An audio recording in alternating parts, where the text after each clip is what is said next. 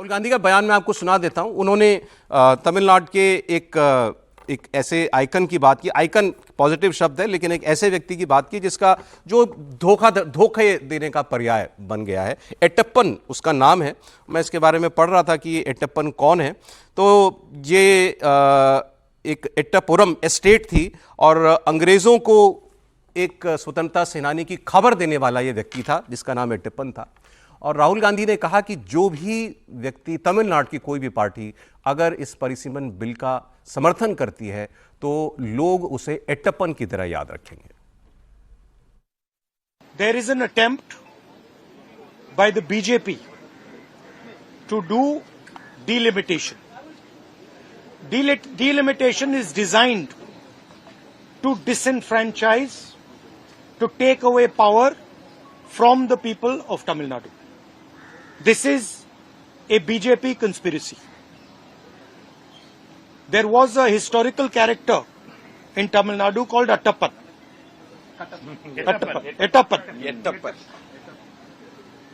Attappan is basically symbolic of the betrayal of the people of Tamil Nadu. Anybody who supports delimitation is betraying Tamil Nadu, is betraying the future of Tamil Nadu, is allowing the RSS and BJP to attack the people of Tamil Nadu and the future of Tamil Nadu, and is a Attappan. Is a 21st century Attappan. No Tamil person should support delimitation. Every single Tamil person should oppose delimitation. Every single Tamil party, national party, should defeat delimitation in the House.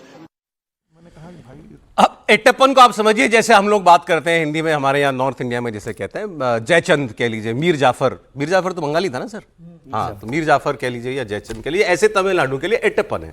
तो राहुल गांधी ने कहा कोई भी अगर इस bill का साथ देगा तो वो एट्टप्पन की जैसा याद रखा जाएगा। वो डीएमके के लिए ही इस बात को कह रहे थे। पहले खबर की बात कर ले, वो मतलब पॉलिटिकल मैसेज दे रहे थे या कोई खबर दे रहे थे? आपके पास क्या खबर है? ये कोई सरकार परिसीमन बिल पर बढ़ रही है आगे? निश्चित रूप से राहुल गांधी को ये डर है कि जिस तरीके से धर्मेंद्र प्रधान का इस्तीफा हुआ और सरकार को उन्होंने झुका दिया है, मतलब उनका ये मानना है कि उनके कारण जो इस्तीफा हुआ है और सरकार में अभी थोड़ा जिस तरीके से बैकफुट पर नजर आ रही है और ये कहा जा रहा है कि भाई 2 कदम पीछे मोदी सरकार ने ले लिए।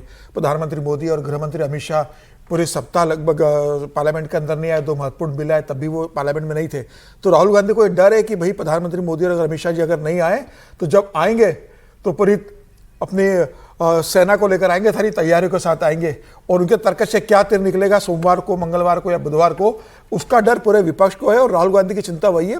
इसलिए राहुल गांधी फिलहाल अभी डीएमके को आगाह करने की कोशिश कर रहे हैं, तो तमाम विपक्षी दलों को आगाह करने की कोशिश कर रहे हैं कि भाई प्रधानमंत्री मोदी और अमित शाह तैयारी कर रहे हैं और इस बात की पूरी संभावना है कि सरकार बिल लेकर आ सकती है। वैसे सरकार के पास तो अभी 2 बिल सरकार पास करा चुकी है, 3 से अभी एफसीआरए का बिल आना है, जजों की संख्या बढ़ाने वाला बिल आना है। चल रही थी बात, चल रही है। एफसीआरए तो आना ही आना है, एफसीआरए का आएगा, जजों की संख्या बढ़ाने वाला बिल आने वाला है, इनकम टैक्स से जुड़ा हुआ बिल आएगा। तो नॉर्मल जो ऑलरेडी थे कि ये बिल पास मतलब भी सरकार लेकर आने वाली, जो सार्वजनिक रूप से आने वाले हैं, लेकिन ये बिल मुझे लगता है सरकार लेकर आएगी और 5 अगस्त की डेट भी आने वाली है और मुझे लग रहा है 5 अगस्त से लेकर 10 अगस्त के बीच में सरकार कुछ ऐसा लेकर आएगी जिसका प्रधानमंत्री 15 अगस्त को लाल किले से संबोधन देते वक्त इस्तीफे का जिक्र किया ना, तो ठीक है, वो सरकार के लिए पॉलिटिकली तो एक मतलब बैकफुट पे जाना जैसा था।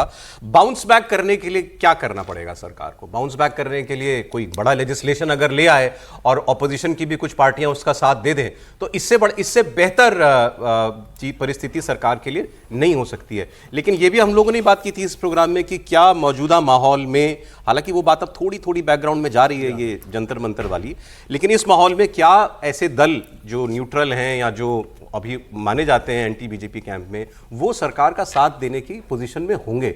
मैं इंडिया टीवी के पॉलिटिकल एडिटर देवेंद्र पराशर से इसके बारे में बात कर रहा था एक प्रोग्राम में और उन्होंने कहा कि बिल आ रहा है ये जानकारी नहीं है, लेकिन बिल नहीं आएगा ये नहीं कह सकते। मतलब कहीं से भी इस ऐसी जानकारी नहीं मिल रही है कि सरकार भूल गई है, इस सत्र में कोई सवाल ही नहीं आने का, ऐसी स्थिति नहीं है। अगर आ जाए तो आश्चर्य नहीं होना चाहिए। सर आपको क्या लगता है? नहीं, मुझे लगता है कि सरकार का जो ओवरऑल वर्किंग स्टाइल है उसमें उनका बाउंस बैक करना बहुत ज़रूरी है। उनके बिहेवियर के हिसाब से भी और ज़रूरत के पॉलिटिकल ज़रूरत के हिसाब से भी, क्योंकि ये एक बड़ा सेटबैक हुआ और पार्लियामेंट में अब जंतर मंतर का पूरा आंदोलन खत्म हो गया, तो वो जो हंगामे की संभावनाएं आशंकाएं जो भी थी वो थोड़ी सी कम हो गई हैं। जब नीट का बिल पास हो गया है तो वो बाकी तो सर हंगामा कुछ ना कुछ तो चलता ही रहता है हाउस में, लेकिन उस तरह का हंगामा के हाउस ना चले। लेकिन सरकार को बाउंस बैक करने के लिए जो अभी और 2-3 बिल का जिक्र किया गया ना, उससे कोई बहुत बाउंस बैक वाली बात नहीं, वो तो हो ही जाएंगे, बिल आएंगे तो भी पास हो जाएंगे, हंगामा होगा तो भी पास हो जाएगा। लेकिन डीलिमिटेशन का एफसीआरए से भी लोगों में बज नहीं होगा, लोगों में बज नहीं होगा, Politically लोगों जरूर का होगा बज बहुत, का तो ये परिसीमन लोगों में पर- परिसीमन और हाँ, महिला आरक्षण महिला आरक्षण पर तो खैर उस तरह की बात ही नहीं है, डीलिमिटेशन। लेकिन मैं राहुल जी को सुन रहा हूँ तो मुझे ये नहीं समझ में आ रहा कि डीलिमिटेशन बिल पर कांग्रेस के ऑब्जेक्शंस क्या हैं, क्योंकि डीलिमिटेशन एक तो ज़रूरत है संविधान के हिसाब से भी, देश की व्यवस्था के हिसाब से भी, और जिस बात पे तमिलनाडु का झगड़ा है, तमिलनाडु की नाराजगी है, उसको मोटे तौर पर होम मिनिस्टर ने एश्योर किया कि वो 50% जो है सीट्स इंक्रीज करेंगे। अब केवल डीलिमिटेशन का मतलब विधानसभाओं के जो इलाके बदलने की बात हो, सीमाएं बदलने की बात हो, तो वो तो कभी भी होगा, किसी भी सरकार में होगा तो होगा ही, और वो 100% नहीं हो सकता। वही कमीशन का जो तरीका, उसमें ये नहीं कह रहा मैं कि नहीं होता, ऐसा होता ही है। लेकिन तमिलनाडु में तो सरकार भी बीजेपी की नहीं है, समझे, और पार्लियामेंट्री सीट्स में बहुत बड़ा बदलाव कुछ नहीं होता, उससे किस तरह से हो रहा है क्या नहीं हो रहा है। लेकिन मुझे बहुत ऑब्जेक्शन नहीं समझ में आ रहा कि डीलिमिटेशन को लेकर। पहले ऑब्जेक्शन था कि भाई जो पॉपुलेशन वाइज डीलिमिटेशन किया जाएगा, नंबर ऑफ सीट्स बढ़ाई जाएगी, कम की जाएगी, उससे नुकसान होगा, वो तो समझ में आ रहा है। और डीएमके क्या राहुल गांधी जी से कम समझती होगी अपने नुकसान को पॉलिटिकली? मतलब आप सोचिए, यदि उनका बहुत बड़ा कोई पॉलिटिकल नुकसान हो रहा होगा तो वो क्या बीजेपी के साथ जाने की रिस्क ले सकती है?